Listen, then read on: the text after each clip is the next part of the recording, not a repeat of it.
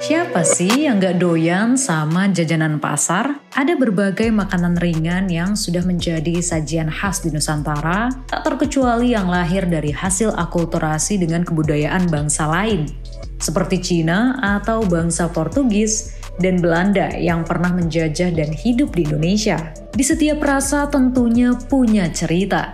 Mari kita bahas sejarah dari beberapa jajanan tradisional yang sejak dulu udah eksis di lidah.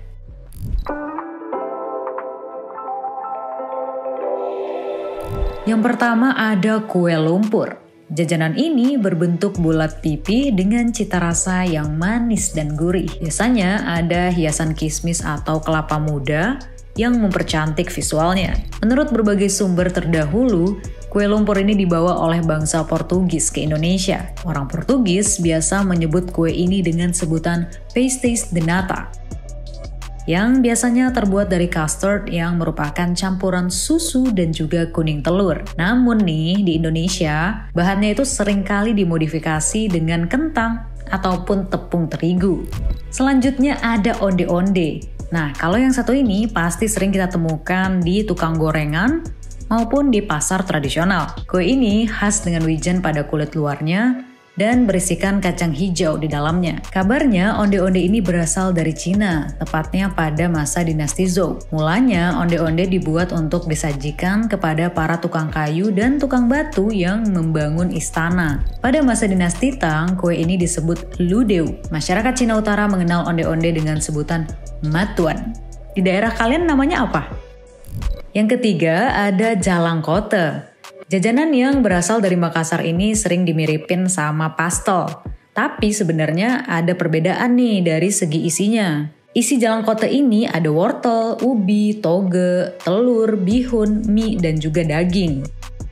Jalangkote disajikan dengan sambal cair dari campuran cabai dan juga cuka. Nama jalangkote sendiri itu ada sejarahnya nih. Awalnya berasal dari kata jalang yang berarti jalan, dan kote yang berarti berkotek atau teriak.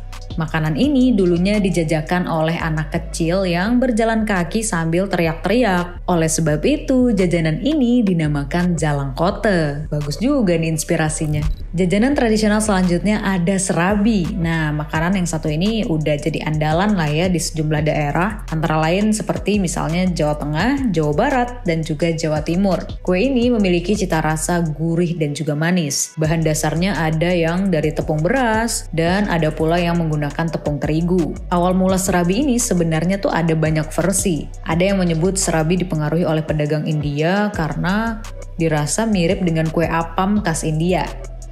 Uniknya, seperti kue putu, nama kue serabi juga tertulis beberapa kali dalam serat Centini.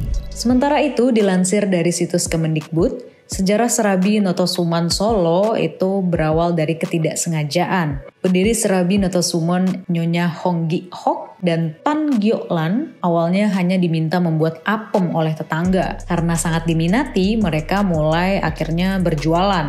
Nah, suatu ketika seorang pelanggan minta dibuatkan apem yang bentuknya lebih pipih, dan lalu mereka nih menyebutnya serabi.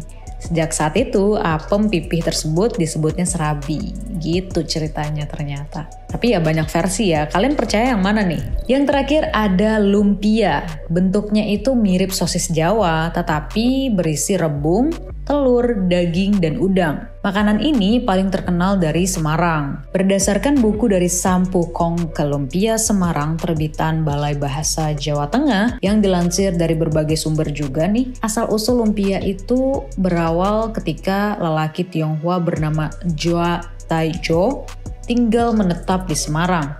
Dia ini menjual makanan berisi daging babi dan juga rebung. Suatu hari, ia jatuh cinta dengan wasih yang berjualan makanan serupa, namun bercita rasa manis dan berisi kentang juga ada udangnya. Mereka menikah dan menyatukan resep cita rasa mereka yang menjadi usaha seperti lumpia yang kita kenal pada saat ini.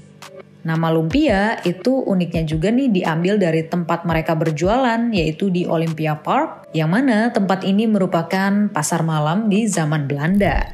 Itulah dia sejarah singkat dari beberapa jajanan pasar tradisional yang selalu menjadi andalan masyarakat kita. Kalian paling suka yang mana nih? See you in another story.